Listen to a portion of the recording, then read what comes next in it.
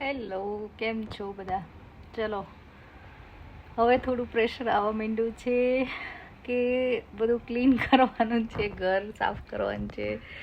અને આજે જો હું આવી ગઈ છું અમારું આઉટ હાઉસ કે ગેરેજ કે તમે જે કહો એ. કેટલો સામાન પડ્યો છે અહીંયા, બધા બોક્સીસ. ઓ માય ગોડ, બધું ચાલુ કરીશું, ખાલી કરવાનું હવે, કેમ કે હવે દિવસો ઓછા છે યુકે છોડવા માટે. અને આ બધું અમારે ખાલી કરીને એકચ્યુઅલી દેવાનું છે. અને ઓફકોર્સ જઈએ પહેલાં બધું સોર્ટ આઉટ કરી નાખીએ તો બધા સારું ને. તો હવે આજે આ ગેરેજથી ચાલુ કરીશું કે અહીંયા જગ્યા કરીશું, અને પછી અમારા બોક્સીસ ને બેગ્સ કે જે અમે પેક કરીએ તો અહીંયા મૂકી શકીએ. એટલે ઘરમાં એકચ્યુઅલી થોડી જગ્યા રહે ચાલવાની. કારણ કે બોક્સીસ ઘરમાં પેક કરીને મૂકીએ તો થોડું અઘરું થઈ જાય રોજની ડે ટુ ડે લાઈફ માટે. કેમ કે જોબ તો અમારી છેક સુધી ચાલુ છે, એટલે વીકડેઝમાં એટલો ટાઈમ નથી મળતો. તો વીકેન્ડમાં થોડું હવે કરવું જ પડશે. તો ચલો ગેરેજ સાફ કરીએ આજે. તો આ જોઈ લો, મારું ગેરેજ છે ને મસ્ત, મન ફાવે એ વસ્તુ અહીંયા મૂકેલી છે. હવે આને બધું સાફ કરીશું, ભરીશું, વધારાનું એ ફેંકીશું, અને જે કામનું છે એ રાખીશું. તો ચલો આજે સાફ કરીએ ગેરેજ. કાલ કરતાં તો આજ ગેરેજ અડધા ઉપર ખાલી થઈ નહીં ગયું, કેટલો કચરો હતો. હવે આ છેલ્લું બધું અમુક બોક્સ છે એ લઈ જવાના છે, અને અમુક સામાન બસ બાકી ખાલી કરી નાખ્યું. બધું સરસ ગોઠવી દીધું, જગ્યા થઈ ગઈ. તમે આજે પાછા ચાલુ પડી ગયા હતા પેકિંગ કરવાનું. Trust me, it wasn't easy. કે ઇઝી છે આ બધું પેકિંગ કરવાનું, સોર્ટ આઉટ કરવાનું કે કઈ વસ્તુ લઈ જઈશું, કઈ વસ્તુ નહીં લઈ જઈએ, અને કઈ વસ્તુ ફેંકી દઈશું, કઈ વસ્તુ કોને આપી દઈશું કે ડોનેટ કરી દઈશું, સેલ કરીશું. Oh my God. આ જો આ બે ફાઇનલી કામમાં આવ્યા છે. ફાઇનલ ક્યારના કામ કરતા? કઈ નહીં, આ છેલ્લે જ કામ આવ્યા. હો, કર્યું છે? શું કામ કર્યું કે જોઈ? શું પણ કે તો ખરી. હા તો એ છેલ્લે જ આયા કામમાં, એમ તો કહું છું. ઉપરથી નીચે લાયા સાફ કરવા બેઠા. એ બીજું કયું કર્યું? કાંઈ નથી કર્યું. જો ઓલો કીસ કાંઈ નથી કર્યું. એ તો તે તારું ડ્રોવર ખાલી સાફ કર્યું, તારો મેકઅપ કર્યો. તે તો તારે કરવાનું તું, લેવાનું ન લેવાનું ફેંકી દેવાનું તું માર તો. એ જો માસી કામમાં આવી ગયા છે. એ આ ફાઇનલ બોક્સીસ પેક થઈ રહ્યા છે અમારા. એ કર નાખ્યા. એટલું ચાલુ છે હજી તો, જો અંદર જો અહીં જો બહાર. એ ફાઇનલ પેકિંગ ક્યારે થશે? ઘરની બહાર નીકળો ત્યારે કરવું જ પડશે, કે ઓપ્શન નથી. Oh my God, hard work છે હો, ઘર મૂવ કરવાનું. એ શૂઝની એક દુકાન છે. આ શૂઝની એક દુકાન ખોલી છે ભાઈ, 3 એક. થઈ ગયા બધા બોક્સ. 4 આટલા થયા. હજી અંદર કેટલા મૂક્યા? 4 બોક્સ અને બેગો. આ જોઈ લો, અહીંયા અમારા બીજા 4 બોક્સ, એટલે 8 બોક્સ થયા સોફાર, અને 4 5 બેગ. બરાબર ને? હજી 3 બેગો કરવાની જઈએ.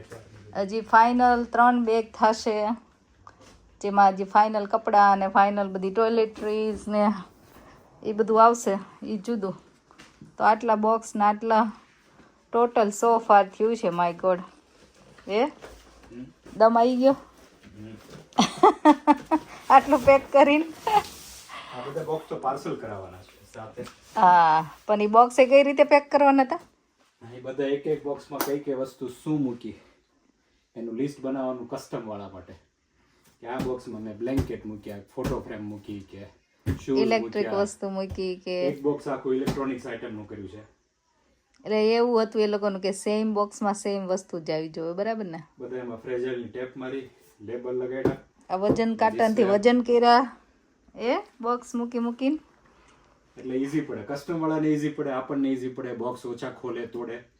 સારી વસ્તુ એ છે કે તમે આવી રીતે ઓવરસીઝ ટ્રાવેલ કરતા હોય ને તો જેટલી વસ્તુ ડિક્લેર કરો કે મારી પાસે આ વસ્તુ બેગમાં છે, ખાસ તો ઓસ્ટ્રેલિયામાં. ઓસ્ટ્રેલિયામાં ખાસ કે તમે બેગ હેન્ડ લગેજમાં પણ હોય કે ચેક ઇન લગેજમાં પણ હોય કે પાર્સલ કરતા પણ હોય, તમે ડિક્લેર કરો ને કે મારી પાસે આ વસ્તુ છે, પછી એ લોકોને એમ લાગે કે ના આ વસ્તુ યોગ્ય નથી, તમે ના લાવી શકો, તો એ લોકો ડિસ્ટ્રોય કરી દે.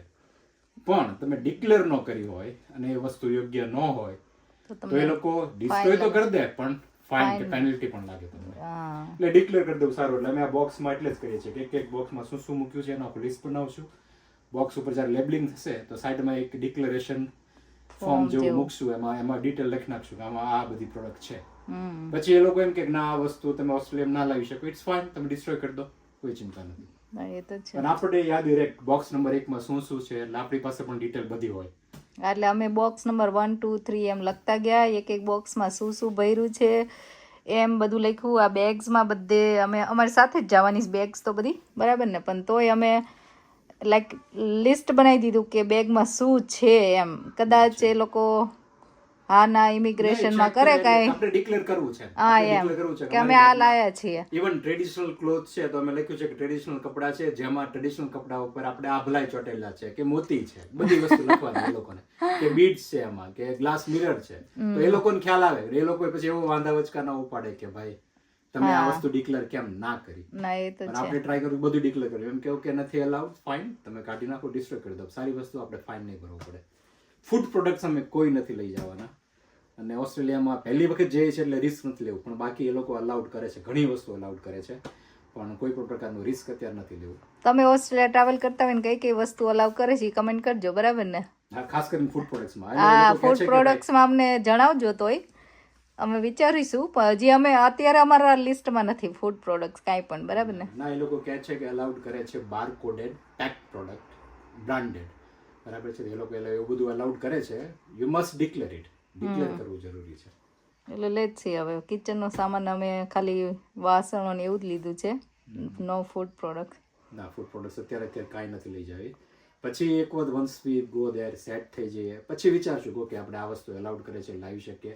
ત્યાં બીજા બધા લોકલ ફ્રેન્ડ્સ ફેમિલીને મળશું એટલે એ લોકો બધા આઈડિયા આપશે કે આવું લવાય ના લવાય.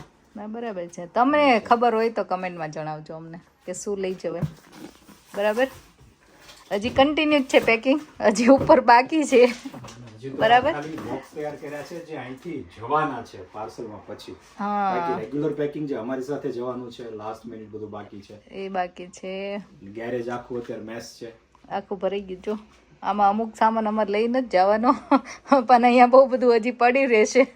ગેરેજમાં પડ્યું છે, જે લોકો આવશે એમના માટે. હજી અહીંયા જો બધું રખડે છે, બધું પેક કરવાનું છે. આટલા તો શૂઝ જ છે, એમાં કેટલાય ફેંકી દીધા એટલે આ બધું પેક કરીશું. હજી આ બધું લાસ્ટ મોમેન્ટનું હવે પેકિંગ ચાલે છે, ફાઇનલ પેકિંગ. ફાઇનલ તો અમે જાશું ત્યાં સુધી નહીં પૂરું થાય, પણ તોય ટેનન્ટ માટે ઘર ખાલી કરીને દેવાનું છે, એટલે થોડું ચાલે છે બધું હવે.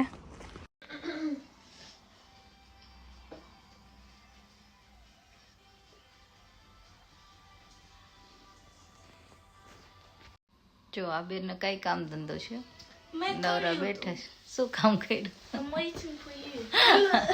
પેકિંગ કરવાનું નથી? ફાઇનલ બોક્સ ચલો પેક કરી દઈએ, હાલો. અને હજી તો ખબર નહીં, જઈએ ત્યાં સુધી ચાલુ જ રહેશે, બરાબર ને? તો અમે કેટલું પેકિંગ કર્યું એ તમે આ વિડીયોમાં જોઈ શકશો કે ઓ માય ગોડ.